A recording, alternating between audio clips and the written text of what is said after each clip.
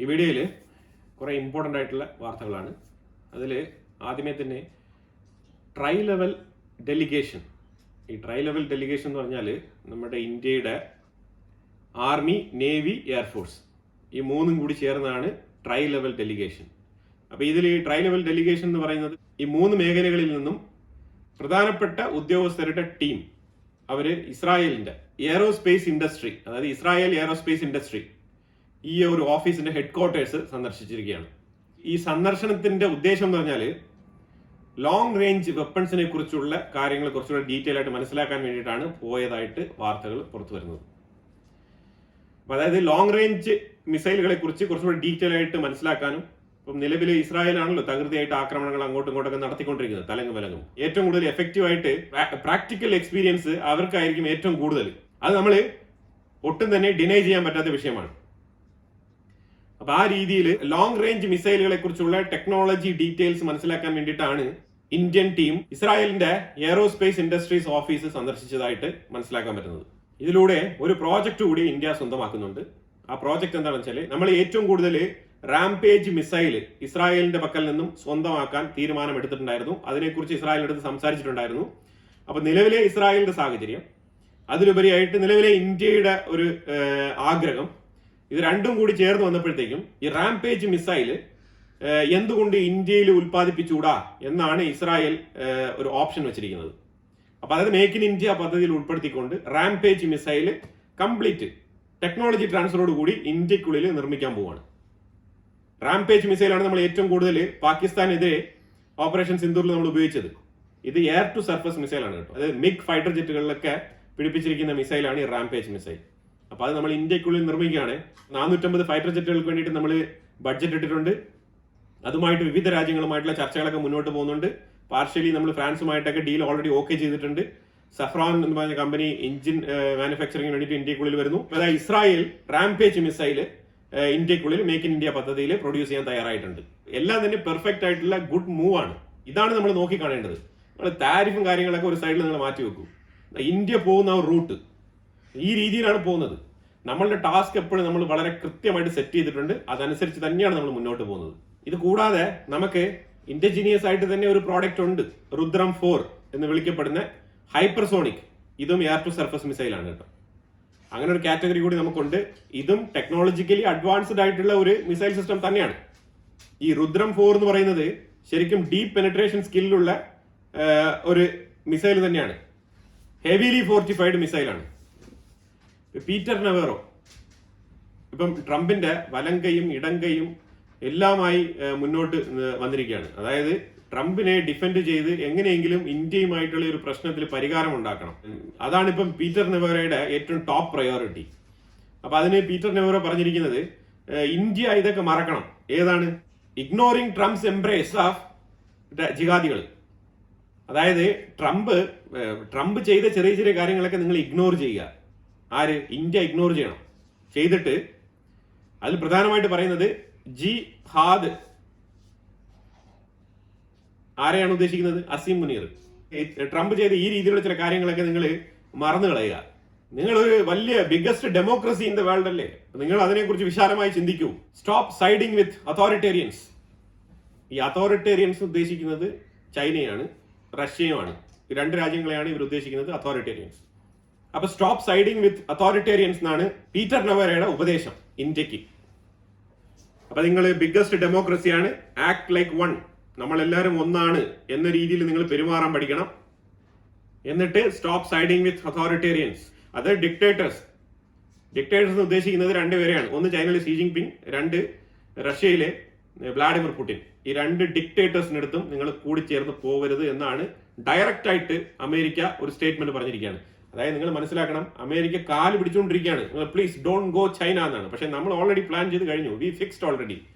ഇനി നമുക്ക് വേണമെങ്കിൽ ഡിപ്ലോമാറ്റിക്കലി എന്തെങ്കിലും നെഗോസിയേഷൻ ഒക്കെ ചെയ്യാം. പക്ഷേ നമ്മൾ എടുത്തിരിക്കുന്ന പോയിന്റ് വളരെ വളരെ കറക്റ്റ് ആണ്. ചൈന ഈ ഒരു ടൈമിൽ വളരെ വളരെ അത്യാവശ്യമാണ് ഇന്ത്യക്ക്. കാരണം റെയർ എർത്ത് എലമെന്റ്സുമായിട്ട് ബന്ധപ്പെട്ട വിഷയത്തിലൊക്കെ ഇന്ത്യക്ക് വളരെയധികം ആവശ്യമുണ്ട്. അപ്പൊ അതുകൊണ്ട് തന്നെ ഇപ്പൊ നമ്മൾ ലോകമെമ്പാടും പല പല രാജ്യങ്ങൾക്ക് നമ്മൾ കയറ്റി അയക്കും. അതിലിപ്പോൾ അതുപോലെ ചൈനയ്ക്ക് നമ്മൾ കയറ്റി അയക്കും. അപ്പോൾ ഒരേ രാജ്യത്തിനോട് കൂടുതൽ കയറ്റി അയക്കുമ്പോഴത്തേക്കും സംഭവിക്കുന്നത് ട്രേഡ് ഡെഫിസിറ്റ് ഉണ്ടാവും. ഓൾമോസ്റ്റ് $100 ബില്യൺ നമുക്ക് ചൈനയുമായിട്ട് ട്രേഡ് ഡെഫിസിറ്റ് ഉണ്ട്. അത് കുറച്ചുകൂടെ കൂടാനുള്ള സാധ്യതയുണ്ട്. പക്ഷേ ചൈനയ്ക്കുള്ളിൽ എന്തെല്ലാം വേറെ മാർഗങ്ങളിൽ കയറ്റി അയക്കാൻ പറ്റും, എന്തെല്ലാം സർവീസുകൾ നമ്മൾ പ്രൊവൈഡ് ചെയ്യാൻ പറ്റും എന്നുള്ള രീതിയിൽ ചിന്തിച്ചുകൊണ്ട് നമ്മളും ഈ ട്രേഡ് ഡെഫിസിറ്റുമായിട്ട് ബന്ധപ്പെട്ട് കാര്യമായിട്ട് ചൈനയുമായിട്ട് നെഗോസിയേഷൻ നടത്തി നമ്മൾ മുന്നോട്ട് പോകണം ഒരു കൺസ്ട്രക്റ്റീവ് മാനറിൽ. ആ രീതിയിൽ പോയി കഴിഞ്ഞാൽ നമുക്കൊരു പരിധി വരെ കാര്യങ്ങളൊക്കെ സെറ്റിൽ ചെയ്യാൻ കഴിയും. പക്ഷേ അമേരിക്ക ഇപ്പൊ ചെയ്തൊരു മിസ്റ്റേക്ക് ഉണ്ടല്ലോ, അത് ഇറിവേഴ്സിബിൾ ആണ്. ആ രീതിയിലാണ് കാര്യങ്ങൾ നോക്കി കാണേണ്ടത്. പ്രൈം മിനിസ്റ്റർ മോദിയുടെ വിസിറ്റുമായിട്ട് ബന്ധപ്പെട്ട് ജപ്പാനിൽ നിന്നും അമേരിക്കയിലേക്ക് പോകാനിരുന്ന ട്രേഡ് ഡീൽ ഒപ്പിടാൻ വേണ്ടിയിട്ട് പോകാനിരുന്ന മീറ്റിംഗ് ജപ്പാൻ ക്യാൻസൽ ചെയ്തിരിക്കുകയാണ്. ഈ വിഷയങ്ങളൊക്കെ ഉൾപ്പെടുത്തിക്കൊണ്ട് നമ്മൾ ഡീറ്റെയിൽ ആയിട്ടുള്ള റഷ്യ ഉക്രൈൻ യുദ്ധം, അതേപോലെ തന്നെ അമേരിക്കയിലെ റീസെന്റ് ആയിട്ടുള്ള ഈവന്റ്, ഇതെല്ലാം തന്നെ ഉൾപ്പെടുത്തിക്കൊണ്ട് നമ്മളൊരു വീഡിയോ നമ്മളുടെ ഇൻസൈറ്റ്സ് മലയാളം എന്ന് പറഞ്ഞ മെയിൻ ചാനലിൽ നമ്മൾ ഇട്ടിട്ടുണ്ട്. ആ ചാനലിന്റെ ലിങ്ക് ഞാൻ ഫസ്റ്റ് കമന്റിൽ വെച്ചേക്കാം. ഒരുപാട് പുതിയ സബ്സ്ക്രൈബേഴ്സ് നമുക്ക് ഇതിനകത്ത് കാണാൻ കഴിയുന്നുണ്ട്. അപ്പൊ അതിൽ ചിലർക്കൊക്കെ നമുക്ക് ഇനിയൊരു ചാനൽ ഉണ്ട് എന്നുള്ളത് തന്നെ അവർക്ക് അറിയില്ല. അപ്പൊ അങ്ങനെ അറിയാത്തവർക്ക് വേണ്ടിയിട്ടാണ് ഈ ഒരു കമന്റ് ഞാൻ പിൻ ചെയ്യുന്നത്. ഡിഫൻസ് മിനിസ്റ്റർ രാജ്നാഥ് സിംഗ് പറഞ്ഞിരിക്കുന്നത് AI ഡ്രിവൻ ടെക്നോളജി ഫ്യൂച്ചറിൽ, അതായത് വരുന്ന ഒരു 5-10 വർഷങ്ങൾക്കുള്ളിൽ തന്നെ നിർണായകമായ മാറ്റങ്ങൾ ഡിഫൻസ് മേഖലയിൽ ഉണ്ടാക്കും എന്നാണ് ഡിഫൻസ് മിനിസ്റ്റർ പറഞ്ഞു വെക്കുന്നത്. പിന്നെ AI ടെക്നോളജി എന്ന് പറഞ്ഞാൽ ഇപ്പൊ നിങ്ങൾ കണ്ടുകൊണ്ടിരിക്കുന്ന AI എന്ന് പറഞ്ഞാൽ അത് ഓൺലി ലാർജ് ലാംഗ്വേജ് മോഡലാണ്. ഇപ്പോഴത്തെ AI എന്ന് പറഞ്ഞാൽ ആൾക്കാർ വിചാരിച്ചുകൊണ്ടിരിക്കുന്നത്, സാധാരണക്കാർ വിചാരിച്ചുകൊണ്ടിരിക്കുന്നത് ChatGPT. അതിലും ഒരുപാട് പേർക്ക് ഈ ChatGPT കുറിച്ച് എന്താണെന്ന് പോലും അറിയില്ല. കുറച്ച് സ്റ്റുഡന്റുകളും അതുപോലെ തന്നെ വർക്ക് ചെയ്യുന്ന കുറച്ച് ആൾക്കാരും തന്നെയാണ് ഈ ChatGPT കൂടുതൽ ഉപയോഗിക്കുന്നത്. അപ്പൊ ഇപ്പൊ നമ്മൾ കണ്ടുകൊണ്ടിരിക്കുന്ന ഈ ഒരു ഡീപ് സീക്ക്, അതുപോലെ തന്നെ ChatGPT, ഇതുപോലെയുള്ള ഈ ജെമിനായി, ഇതെല്ലാം തന്നെ ലാർജ് ലാംഗ്വേജ് മോഡൽസ് ആണ്. അതായത് ഫീഡ് ചെയ്യണം, നമ്മൾ അങ്ങോട്ട് ഡേറ്റ ഫീഡ് ചെയ്ത് കൊടുക്കുന്നു വേണ്ടുവോളം, അതിനനുസരിച്ചുള്ള റെസ്പോൺസ് ആണ് അവർ തന്നുകൊണ്ടിരിക്കുന്നത്. നമ്മൾ എന്തെല്ലാം വിഷയങ്ങൾ ടൈപ്പ് ചെയ്ത് ഫീഡ് ചെയ്യുന്നുണ്ടോ അതിൽ നിന്നെല്ലാം അവർ ഇൻഫർമേഷൻസ് ക്യാച്ചപ്പ് ചെയ്യും. ഇനിയിപ്പോ ജനറൽ AI, അതുപോലെ തന്നെ AIയിൽ ഡിഫറെന്റ് ആയിട്ടുള്ള പല പല മെത്തേഡുകൾ വരാനിരിക്കുന്നേ ഉള്ളൂ. അതായത് ഫോർ എക്സാമ്പിൾ നിലവിലെ AI എന്ന് പറഞ്ഞാൽ നിങ്ങൾ എന്താണോ ഫീഡ് ചെയ്തിരിക്കുന്നത് അതനുസരിച്ച് റെസ്പോണ്ട് ചെയ്യും. പക്ഷേ നാളത്തെ AI എന്താണ് ഉദ്ദേശിക്കുന്നത് പറഞ്ഞാൽ ക്വാണ്ടം ടെക്നോളജി പ്ലസ് AI, ഇതാണ് ഫ്യൂച്ചർ ടെക്നോളജി ആയിട്ട് ഇപ്പൊ നിലവിൽ റിസർച്ച് ടോപ്പ് ലെവലിൽ പോയിക്കൊണ്ടിരിക്കുന്നത്. ഇതിൽ ക്വാണ്ടം ടെക്നോളജി എന്ന് പറയുന്നത് ഒരു ഹാർഡ്വെയർ ആണ്. അതായത് നമ്മൾ ഇപ്പോഴും ഉപയോഗിക്കുന്ന സെമി കണ്ടക്ടർ ചിപ്പുകൾ പോലത്തെ ഒരു തരം ചിപ്പ്, പക്ഷെ അത് ക്യൂബിറ്റ് ചിപ്പ്. ഇതിൽ നമ്മളിപ്പോൾ ഉപയോഗിച്ചുകൊണ്ടിരിക്കുന്നത് സാധാരണ ചിപ്പാണ്. അത് ബൈറ്റ് എന്നാണ് വിളിക്കുന്നത്, അതിന്റെ ബൈറ്റ്സ്. ഇത് ഈ ചിപ്പുകളൊക്കെ, ഈ സെമി കണ്ടക്ടർ ചിപ്പുകളൊക്കെ, അതേപോലെ ഇപ്പൊ നിലവിലുള്ള കമ്പ്യൂട്ടേഴ്സ് എല്ലാം തന്നെ 01 എന്ന് പറഞ്ഞൊരു ലാംഗ്വേജിലാണ് പ്രവർത്തിക്കുന്നത്. അത് നിങ്ങൾ എന്ത് തന്നെ ഫീഡ് ചെയ്താലും 01 എന്നുള്ള ഒരു ആൽഗോരിതം അനുസരിച്ചായിരിക്കും അവരതിനെ ഇൻടേക്ക് ചെയ്യുന്നത്. പക്ഷെ അതേസമയം നിങ്ങൾ ക്വാണ്ടം ടെക്നോളജിയിൽ പോയി കഴിഞ്ഞാൽ, ക്വാണ്ടം ടെക്നോളജി ചിപ്പ് എന്ന് പറഞ്ഞു കഴിഞ്ഞാൽ അത് ശരിക്കും പറഞ്ഞാൽ ഒരു 10,000 ഇയേഴ്സ് കപ്പാസിറ്റിയുള്ള ആ ഒരു തിങ്കിങ് കപ്പാസിറ്റിയോട് കൂടി പ്രവർത്തിക്കാൻ ശേഷിയുള്ള ഒരു ചിപ്പായിരിക്കും ഈ ക്വാണ്ടം ടെക്നോളജി എന്ന് പറയുന്ന ആ ചിപ്പ്. അപ്പൊ അത് പ്രവർത്തിക്കുന്നത് വേവ്സിലാണ്. 01 എന്ന് പറഞ്ഞ മെത്തേഡിലല്ല, ആ ഒരു ബൈനറി അൽഗോരിതമിലല്ല അത് പ്രവർത്തിക്കുക, അത് വേവ്സിലാണ് പ്രവർത്തിക്കുന്നത്. അതിന്റെ ടെക്നോളജിയുമായിട്ട് ബന്ധപ്പെട്ടിരിക്കുന്ന വിഷയങ്ങൾ എന്ന് പറഞ്ഞാൽ വളരെ ഡീപ്പ് റൂട്ടിൽ പോയി പഠിക്കേണ്ടി വരും. ഇപ്പൊ നമ്മുടെ വീഡിയോ ആ സബ്ജക്റ്റ് അല്ല, അപ്പൊ അതുകൊണ്ട് ഞാൻ അതവിടെ കട്ട് ആൻഡ് ഷോർട്ട് ആയിട്ട് നിർത്തുകയാണ് ഒരു നട്ട്ഷെല്ലിൽ. അപ്പൊ ക്വാണ്ടം ടെക്നോളജി എന്ന് പറഞ്ഞു കഴിഞ്ഞാൽ അത് ഹാർഡ്വെയർ ആണ്. ഇതിനോടൊപ്പം AIയും കൂടെ ചേരുമ്പോൾ ഇത് വ്യത്യസ്തമായ മേഖലയിലേക്ക് പോകും. അതായത് ഒരു വ്യത്യസ്തമായ മേഖല എന്ന് പറഞ്ഞാൽ ഇത് അപ്ലിഫ്റ്റ് ചെയ്യപ്പെടും. ഈ അപ്ലിഫ്റ്റ് ചെയ്യപ്പെടും എന്ന് പറഞ്ഞാൽ അങ്ങനെ ക്വാണ്ടം ടെക്നോളജിയിൽ ഉണ്ടാകുന്ന AI പ്രോഡക്റ്റ് എങ്ങനെ ഇരിക്കും എന്ന് പറഞ്ഞാൽ, ഫോർ എക്സാമ്പിൾ റോബോട്ട്, ആ റോബോട്ടിന്റെ കയ്യിൽ ഒരു ഗ്ലാസ് കൊടുത്തിട്ട് നിങ്ങൾ താഴെ ഇടാൻ പറഞ്ഞാൽ അത് താഴെ ഇടില്ല. കാരണം അത് തിരിച്ചറിയും ഇത് ഗ്ലാസ് ആണ്, താഴെ വീണാൽ പൊട്ടും എന്നുള്ള ഒരു അണ്ടർസ്റ്റാൻഡിങ് ആ റോബോട്ടിനുണ്ടാവും. അതായത് ഹ്യൂമനോയിഡ് എന്നുള്ളതിലുപരിയായിട്ട് മനുഷ്യനെ പോലെ തന്നെ. AI എന്നുള്ളൊരു മോഡല് പണ്ട് തൊട്ടേ ഇതിന്റെ പുറകിൽ ആൾക്കാരുണ്ട്. മനുഷ്യനെ ഇമിറ്റേറ്റ് ചെയ്യുക എന്നുള്ളതാണ് ഈ ഒരു AI കൊണ്ട് ഉദ്ദേശിച്ചിരുന്നത്.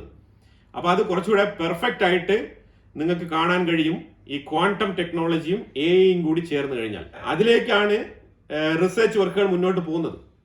അത് ഓൾമോസ്റ്റ് ഒരു 80% സക്സസ് റേഷ്യോയിൽ എത്തി നിൽക്കുന്ന ഒരു വിഷയം കൂടിയാണ് ഇപ്പൊ ഞാൻ പറഞ്ഞു വെച്ച ഈ ഒരു ടെക്നോളജി. അപ്പൊ തീർച്ചയായിട്ടും ബോർഡറുകളിലൊക്കെ ഈ ഹ്യൂമനോയിഡ്സിനെ ഇറക്കി യുദ്ധം ചെയ്യുന്ന സാഹചര്യം ബഹുദൂരമില്ല.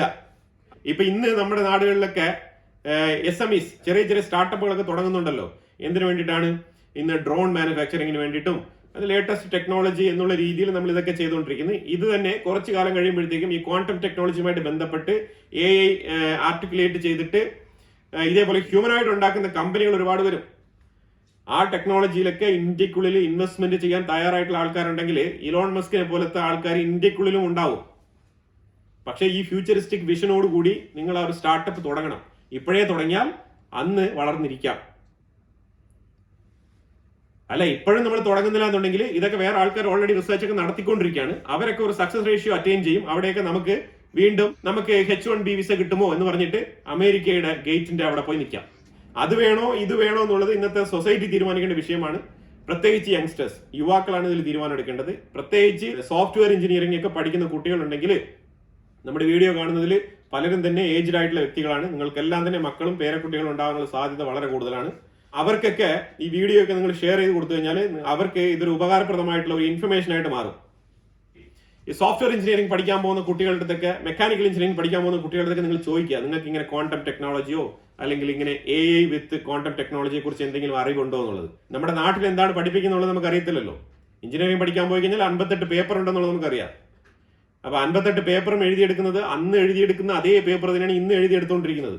അതിലൊക്കെ എന്തെങ്കിലുമൊക്കെ റിസർച്ച് അനാലിസിസ് സ്കില്ലുകൾ R&D വർക്കുകളൊക്കെ ചേർത്തിട്ടുണ്ടോ എന്നുള്ളതൊന്നും നമുക്കറിയത്തില്ല. അതായത് പുതിയ ടെക്നോളജി അഡോപ്റ്റ് ചെയ്തുകൊണ്ടുള്ള വിഷയങ്ങൾ അതിന്റെ ഉള്ളിൽ പരാമർശിക്കപ്പെടുന്നുണ്ടോ എന്നുള്ളത് നമുക്കറിയില്ല. അപ്പൊ എന്തായാലും അതൊക്കെ എഡ്യൂക്കേഷൻ ഡിപ്പാർട്ട്മെന്റുമായിട്ട് ബന്ധപ്പെട്ട വിഷയങ്ങളാണ്. ഒരുപാട് മാറ്റങ്ങൾ നമ്മുടെ നാട്ടിലേക്ക് വരുത്തേണ്ടിയിരിക്കുന്നു. എനിവേ, ജമ്മു കാശ്മീരിലെ കുപ്വാര മേഖലയിൽ നിന്നും ഒരുപാട് ആയുധങ്ങൾ, അതായത് ഇങ്ങനെ ബണ്ടിൽ ബണ്ടിലായിട്ട് കെട്ടി ഒളിപ്പിച്ചു വെച്ചിരുന്ന ആയുധങ്ങൾ കണ്ടെടുത്തിട്ടുണ്ട്. ജമ്മു കാശ്മീർ പോലീസാണ് കണ്ടെടുത്തത്. ഇതിനെ ആർമിക്ക് കൈമാറിയിരിക്കുകയാണ്. അപ്പൊ അതേപോലെ കാശ്മീർ മേഖലയിൽ ഉണ്ടായ ആ ഒരു അപകടം, ഡാം പൊട്ടി ഉണ്ടായ അപകടമൊക്കെ നിങ്ങൾ കണ്ടിട്ടുണ്ടാവും. ഞാൻ അതിനെക്കുറിച്ച് കൂടുതൽ ഡീറ്റെയിൽ ആയിട്ട് പറയുന്നില്ല, കാരണം മെയിൻ സ്ട്രീം മീഡിയ അതിനെക്കുറിച്ച് ഒരുപാട് കവർ ചെയ്തിട്ടുണ്ട്. അപ്പൊ എന്തായാലും അതൊരു ദുരന്തം തന്നെയാണ്. കാശ്മീർ മേഖലയിൽ ഈ ഒരു ഓഗസ്റ്റ് മാസത്തിൽ തന്നെ ഇപ്പൊ 2ാമത്തെ ദുരന്തമാണ് ഇതിപ്പോ സംഭവിച്ചിരിക്കുന്നത്. ഇന്ത്യൻ അംബാസിഡർ ഓൾറെഡി തന്നെ ജപ്പാനിൽ എത്തിയിട്ടുണ്ട്. പ്രൈം മിനിസ്റ്റർ മോദി ജപ്പാനിൽ എത്തുന്നതുമായിട്ട് ബന്ധപ്പെട്ട് അതിന്റെ മുന്നൊരുക്കങ്ങളുടെ ഭാഗമായിട്ടാണ് ഇന്ത്യൻ അംബാസിഡർ ജപ്പാനിൽ എത്തിയത്. കോർഡിനേറ്റ് ചെയ്യാൻ വേണ്ടിയിട്ടും ഒരു പ്രീ അറേഞ്ച്മെന്റ് അതിന് വേണ്ടിയിട്ടാണ് പുള്ളി പോയതായിട്ട് വാർത്തകൾ പറയുന്നത്. അതുപോലെ തന്നെ ഇന്ത്യൻ ആർമി ബന്ദിപ്പുര ഫോറസ്റ്റിൽ വെച്ചിട്ട് 2 തീവ്രവാദികളെ വധിച്ചിട്ടുണ്ട്. തീവ്രവാദികളെ എവിടെ കണ്ടാലും നമ്മൾ വധിക്കണം. അത് ചെയ്തില്ല എന്നുണ്ടെങ്കിൽ വീണ്ടും വീണ്ടും പെഹൽഗാം റിപ്പീറ്റ് ചെയ്യാനുള്ള സാധ്യതയുണ്ട്. അപ്പൊ എന്തായാലും കുറെ ഇമ്പോർട്ടന്റ് ആയിട്ടുള്ള വിഷയങ്ങളാണ് നമ്മൾ ഈ വീഡിയോയിൽ പങ്കുവച്ചത്. ഇതിനെക്കുറിച്ചുള്ള അഭിപ്രായങ്ങൾ കമന്റ് ബോക്സിൽ രേഖപ്പെടുത്തുക. കൂടുതൽ വാർത്തകളുമായിട്ട് അടുത്ത വീഡിയോയിൽ വരാം. Thank you so much.